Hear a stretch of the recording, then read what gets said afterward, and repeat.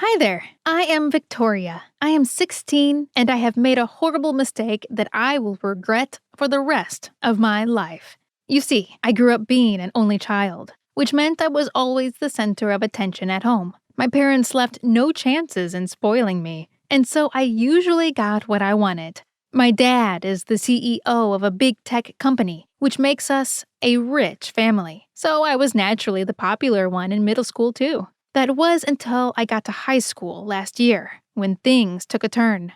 My current school, or rather, my former school, since they expelled me, was a prestigious institute, known for having kids from rich families all over. My jaw dropped when I saw the other girls in my class. They all had branded bags and pretty faces like me.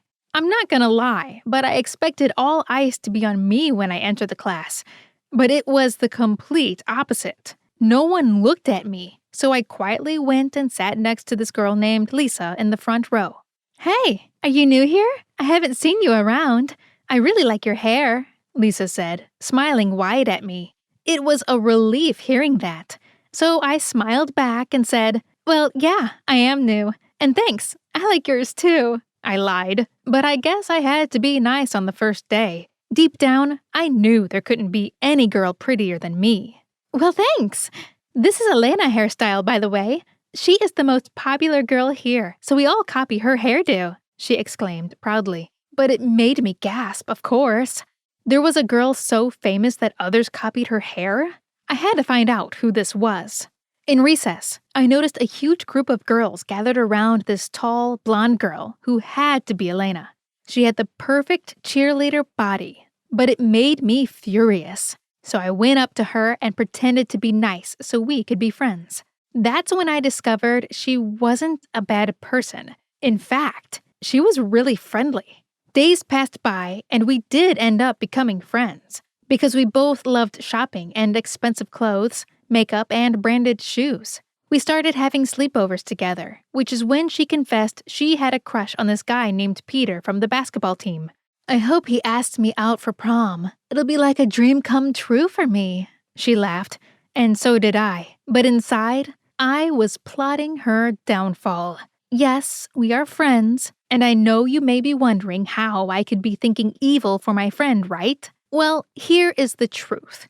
I never really liked her. I just planned on becoming friends with her so I could eventually be more popular. Sadly, my plan didn't seem to work too well, and people started loving her even more. And then, the worst thing happened. This other day in school, during recess, a bunch of girls and boys from the singing group came to our table and started singing "I Want It That Way" by the Backstreet Boys to Elena. I stared in horror as the entire cafeteria looked at her, and she giggled with happiness. Then, Peter approached and joined the singing. He was asking her out to prom. Of course, she said yes, and the whole crowd started cheering for them. I was so mad that I stomped out of there immediately. I ran to the toilet with tears in my eyes and literally screamed out of anger. How could this be? How was she getting all this attention, and now she gets asked out by the most famous guy of the school? Ugh, I had to take a bigger action now. That was my last day at school. Because what I did next, well, let's just say I cannot face anyone there anymore. I went back home and pretended to be extremely sick, so my parents wouldn't force me to go to school the next few days. I stayed in my room and surfed the internet for a voice changer. I was going to fake my death now. This was the only way the entire school would pay attention to me, and it would also be a good lesson for that Elena. That night, at around 11 p.m., I made a call to Lisa. "Hello, Victoria? How come you're calling this late?" she answered sleepily. "Lisa, listen to me. I have been kidnapped," I cried back, pretending to sound helpless. "What? When? Where are you calling from? This has to be a prank," she began freaking out. "Oh no, Lisa. I am actually kidnapped. I was on my way back home from school, and just as I got near home, someone held me from behind and I blacked out. And then I woke up in a strange room, and it is locked. I don't know where I am. I was lucky to find my phone with me since it was hidden in my pocket. Just don't tell any adult about this. You have to help me, please." I abruptly cut the call, making it feel like I was caught by the kidnappers. Lisa then called me all night long, but I didn't answer. And so, the next day was just as expected. She ended up telling about it to the entire class. I received 1,000 messages and calls from everyone, even Peter and Elena. "Are you okay? Where are you? How can we help?" they all read. My plan was working. I was hoping Elena would dump Peter soon out of all the stress. Boy, was I wrong. The next day, when I checked my Instagram hoping there would be the news of Victoria missing all over the feed, there were pictures of Elena and Peter instead. They were now the it couple of the school. It boiled me. So my next step was horrendous. I started to sob and called Elena this time. Before she could even speak, I started, "Elena, listen to me. I don't know what this kidnapper wants from me, but I think he is working for Peter." "What?" she screamed. "Victoria, oh my God, are you okay? Are you sure it's Peter?" "Yes, I just heard his voice outside the room I am locked in. I don't know what he wants from me, but he is a bad guy. Please dump him and don't let him know I told you about this. He may harm you. And don't tell any adult about me. I am trying to figure a way out of here."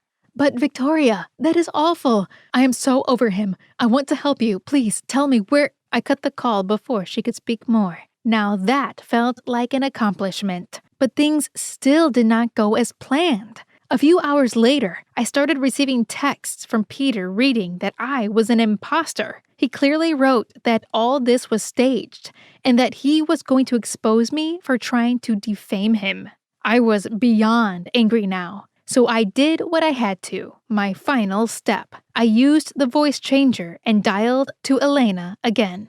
"I have killed your friend, Victoria. I was holding her hostage for ransom, but she found out the entire truth. It was too risky letting her out. I know she told parts of it to you too, but dare you tell it to anyone, especially an adult, I will catch you next and kill you the same way." I spoke and cut the call without even hearing her react. Adrenaline rushed through me. What have I done? I wondered. But this was the only way I could get myself out of this mess now. Soon, the entire school will know of my death, and Elena will accuse Peter for it. They will break up, and I will be famous everywhere for being the poor victim. Unfortunately, no such thing happened. Elena freaked out and ended up telling her mom about it, who then called my mom to ask if it was all true. You can guess what happened next. My mom stormed into my room, her face red with anger. "You faked your death? How could you stoop this low, Victoria?" She screamed at me with tears in her eyes. I started to cry as well and ended up telling her everything. She was pretty mad at me and told me to confess the truth to everyone at school. That was my worst nightmare come true, but there was no other way I could escape the situation.